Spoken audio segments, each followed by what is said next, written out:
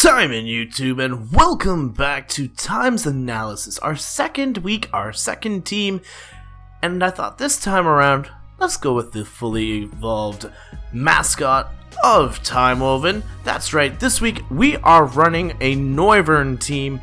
Echo the Noivern is our mascot when he is all fully grown up, of course. Unfortunately, he's not wearing the goggles at the moment, but hey, in heart, he'll be wearing them always. We are running a Choice Scarf Infiltrator version of Noivern. Moves are going to be Dragon Pulse, U-Turn, Air Slash, and Dark Pulse for coverage. We are still running a negative attack nature. The U-Turn is just to kind of get in, scout out what we need to do, get out. He's a very fast mon, and that's pretty much what we're doing it for.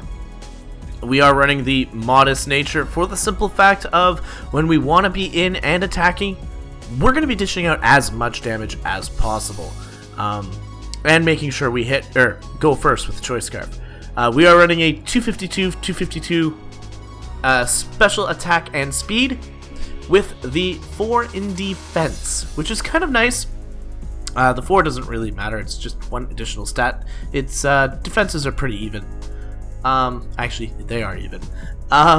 Next up, to cover Noivern, we are using Sylveon Fioca, or Fiocha, whatever you want to call it. I looked it up. This is a synonym for a ribbon, which is the name, so I might be pronouncing it wrong, but as far as I'm concerned, it's Fioca.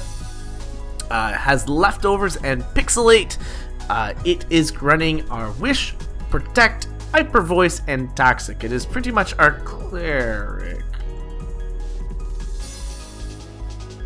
Double checking something. Either way, don't matter. We are running Wish, Protect, Hyper Voice, and Toxic. This will stall out as much as we need to do. It is our specially defensive wall, so we are running a Calm Nature. 248 in the HP, 8 in defense, and 252 obviously in special defense. This way it can take any hit that's sent its way. We don't have too many problems with Sylveon. And to round out this little core we have going on, we are running Chill Penguin the Empoleon. This is a lead Stealth Rock set, and in certain cases we may have issues with hazards, so we are running Defog as well. Does this limit Chill Penguin? It may. But it kind of gives us an offset, so if I'm in the position where I can set up hazards, Stealth Rocks all the way. If I'm in a position where hazards aren't worthwhile and I know my opponent is all about them, I have an answer to that as well. We're running Scald and Flash Cannon for its natural stabs. Running the Air Balloon because Earthquake doesn't like Chill Penguin. It's obviously going to be Defiant, which means we can come in on a knockoff, be perfectly fine with it. We are running a 252. No, we're not. We are not running 252. I made a mistake. 248 HP. We'll go 4 more into defense because why not? We are running a 124 defense and 136 into special defense, making him mildly bulky because it's not meant to be the attacker. It can cause a bit of damage, but it's meant to kind of just be that nice. Let's get the things done. Do we need to defog? Yes. Stealth Rock? Yes. Flash Cannon, Scald? Great. So it's like our mixed wall of sorts. Next up will be Danby, the Rotom Heat, running the leftovers, Levitate obviously. Volt Switch, Thunderbolt, Overheat, and Will-O-Wisp are the attacks on this bad boy. Volt Switch is obviously for pivot, Thunderbolt's for great stab, Overheat again stab, and Will-O-Wisp is for those physical attackers that Danby is going to be trying to cover. He's kind of our physical wall. 248 into HP, 252 into the defense, having a defense raising nature. Sorry about that. And 8 into special defense, giving it a pretty decent bulk. Now this is an oddball team for me as it is very bulky. I'm usually the type that runs like the fast U-turning, volt switching kind of action, so this is something new for me to play. If I don't play it too well, I apologize, but that is me learning the game. Next up is Cousin It. It is a Tangrowth with the Assault Vest running Regenerator as its ability. it is going to have the knockoff, poison jab, power whip, and rock slide, running 248 in the HP slot and 252 in the attack, running an adamant nature with 8 in special defense for... I'm not sure why. I'm sorry, that should be over here. 8 in defense. Knockoff is obviously for great knocking off of our opponent's items. Poison jab is for coverage. Power whip is stab. And rock slide is to cover those flying types that might come in on us. It does help out a lot.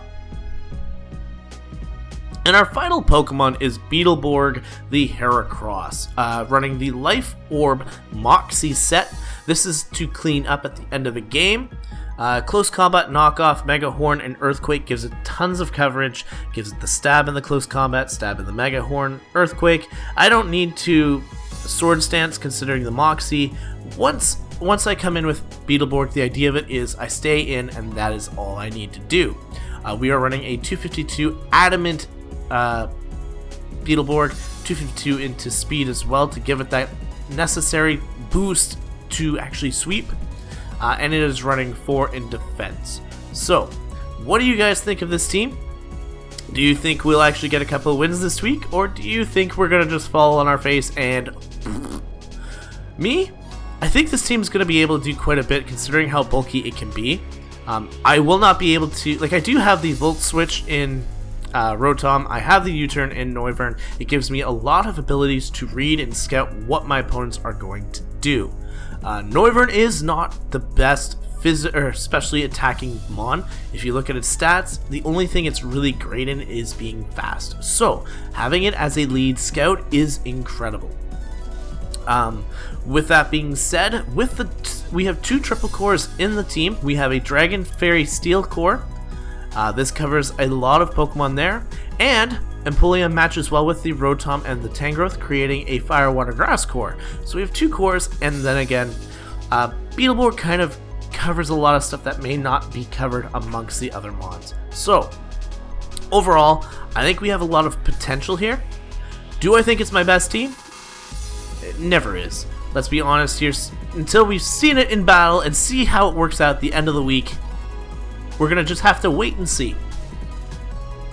With that though, maybe, now, when I actually upload this video, the battles will already be done. But if this was your team, what differences would you have made? Would you have changed some of the stats around? Would you have changed maybe some of the attacks, knowing the metagame? Unfortunately for me, I don't know you too well. So, being able to cover, quote-unquote, for certain mods is a little bit iffy for me still. I'm learning, and I will get much better as time progresses. So, bear with me. But let's see how this goes. I will see you guys on Wednesday with this team in action, and Echo is going to rock your world, I hope. But until then, thank you guys so much for watching. Make sure to hit that like button if you guys enjoy what you guys are seeing, and I will catch you guys Wednesday. But until then, time out.